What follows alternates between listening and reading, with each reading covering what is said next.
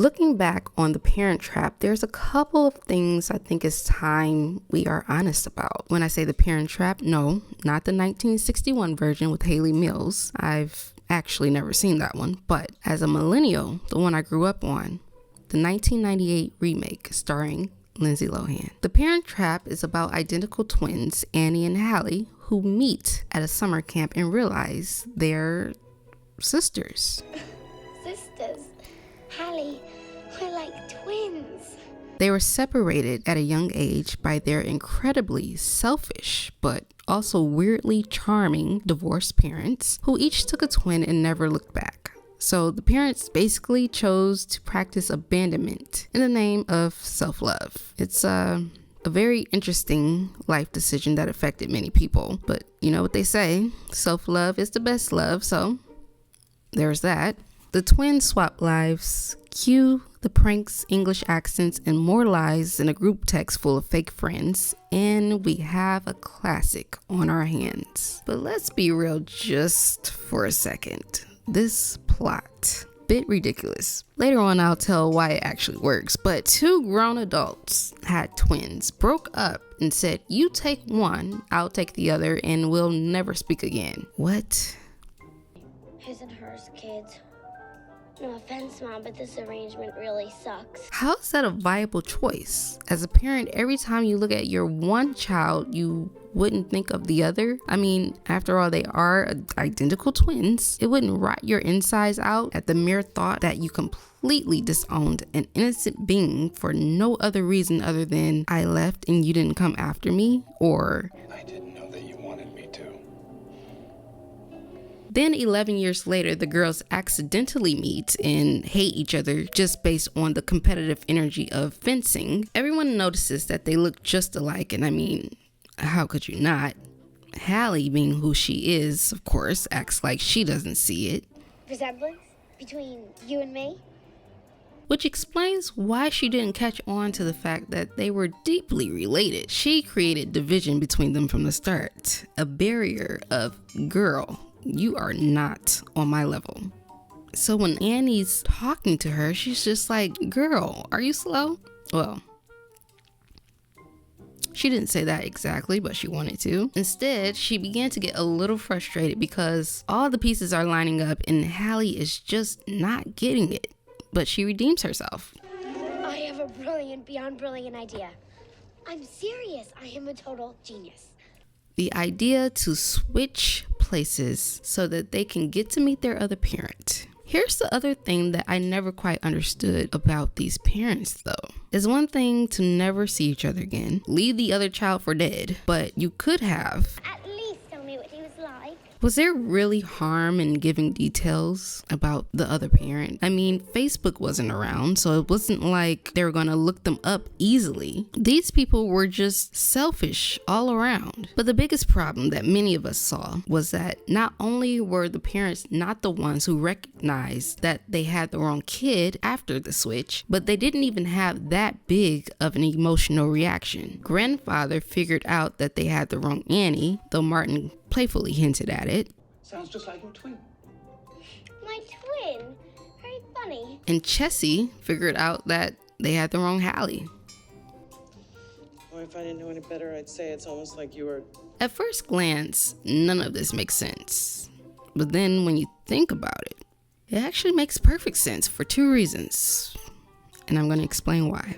Nick and Lizzie never intended to reunite with their other kid. It was not something they ever discussed. It simply wasn't in the cards. They lived as if the other child didn't exist. So their lackluster reactions reflected that. It's like that Christmas gift game where you pick a gift and rotate until you get the one you actually want. Then someone takes your gift and somehow you end up with the gift you started with and you sit there like, thank you for the gift, but I didn't want it. That's why I gave it away. Same sentiments. The second reason why this actually makes sense, the parents are two very successful individuals, one running a vineyard and the other a wedding gown designer. In order to accumulate this amount of success, you have to put a lot of time and energy into your work, which means if you have children, you need help. Who did they have? A grandparent, a butler, and a nanny. Traditionally, this group of people spend so much time with the kid. Sometimes they know the kid better than the parent. Their bond is in some ways stronger than the one with the parent. So again, it actually makes perfect sense. Can I hug her? Every performance in this film was an A+. Lindsay Lohan plays both twins, Annie and Hallie, and honestly, she ate, no crumbs. I already gave her flowers, but bravo again, you go Glen Coco. Natasha Richardson as Elizabeth James, the elegant wedding designer who clearly still has feelings for Nick, because why else would she be crashing out so bad after over a decade of not seeing him? I'm flying halfway across the world to... I'm not mature enough for this. Dennis Quaid plays Nick Parker, the charming vineyard dad who in some ways felt forced to finally move on with his life, but knew good and well that the young chick with bad energy was not it. And then there's Meredith Blake, played by Elaine Hendricks, the hot evil stepmom-to-be who walked so that every Real Housewife villain could run. Have you seen your father? You talking to me? What are you, Robert De Niro? Yes, I am talking to you. Simon Kunz as Martin and Lisa Ann Walter as Chessie. They're the real MVPs of this story. Every person watching gravitated to them. Martin drops her off to camp. We automatically see the bond they have. He has clearly been a father figure in her life. Chessie, the wise talking fun nanny, clearly a surrogate mom for Hallie. And you can tell she doesn't take any crap from Nick. Just a fun bunch of characters. Can we talk about the locations? This movie was basically a travel brochure. You've got a summer camp in Maine, a Napa Valley vineyard, and bougie scenes in London. It's visually cozy like Pinterest before Pinterest existed. The cinematography, classic 90s, is warm, bright, and has that classic 90s glow that in today's time would be a nostalgic Instagram filter called Remember Your Childhood. Nancy Meyers knows how to direct a beautiful kitchen, and The Parent Trap was just the beginning. You could feel the sunlight bouncing off the countertops, and yes, the vineyard home goals. The London townhouse, more goals. As a kid, I would have taken either one of them to grow up in. What am I talking about? I'll take either to grow up in now. Director Nancy Meyers, queen of cozy chaos, really nailed the tone. It's light, it's heartfelt, it's funny, and it walks the fine line between being a kid's movie and sneaking in grown-up drama. The script has sharp one-liners, I gave you a fright? memorable quotes, and enough heart to make the toughest of the tough shed a tear. Also, props to the editing team. That twin switching camera work still holds up today. They made us believe Lindsay was talking to Lindsay, and this is all without AI. The music in this film opens with Nat King Cole's Love, seemingly while Nick and Elizabeth are falling in love, getting married, and 11 years later, we are at camp listening to Soulful Strut during the famous handshake. Bat to the bone while they're trying to show each other up in poker. And by the way, 11-year-olds playing poker. I was playing Go Fish and Uno. Do you believe in magic during the montage of the speed course in Other Twin 101? There she goes when Hallie arrives in London for the very first time. Here comes the sun while admiring her mother's knickknacks on her dresser and strolling down to the studio. Never Let You Go while admiring her mom's work. Every time we say goodbye when they separate again, this will be at the end. I mean, hit after hit. A beautiful score throughout the film. But you know who never gets their props? That girl was playing at like 6 o'clock in the morning. It's freezing outside, the wind is blowing, and she's just going. I mean, come on. Let's give her a round of applause. So why does The Parent Trap work so well? It's a combination of things. You've got a strong emotional core, 2 kids wanting a family, a charming cast, a cozy aesthetic, and just the right amount of slapstick. Plus, the stakes feel real when you're a kid. Like getting your parents back together, that's basically the Olympics of childhood goals. Also, the chemistry between the casts. A+.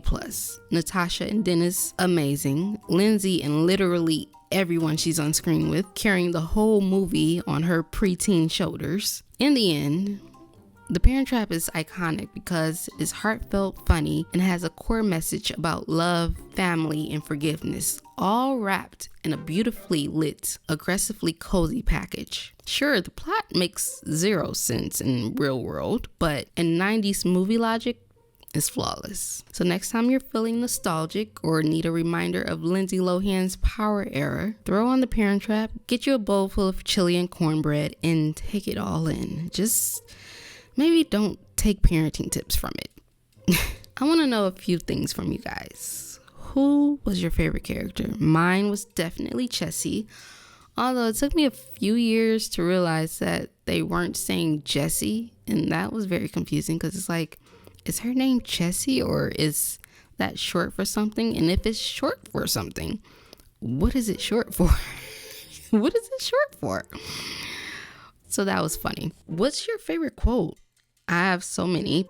And what else do I want to know? Oh, here's a fun one. What do you guys think each character has been up to for nearly 30 years later? What has life been for them? The girls in their teen years, Nick and Lizzie's relationship, the girls' adulthood, Martin, Chessie, grandfather, Meredith. What are they up to? What have they been up to? And any other stories you guys want to share in connection to the film, please let me know because I quite enjoyed reading them on the last video. With all of that being said, be sure to click like and hop on over to that subscribe button and hit the bell. Otherwise, YouTube will never show you my videos.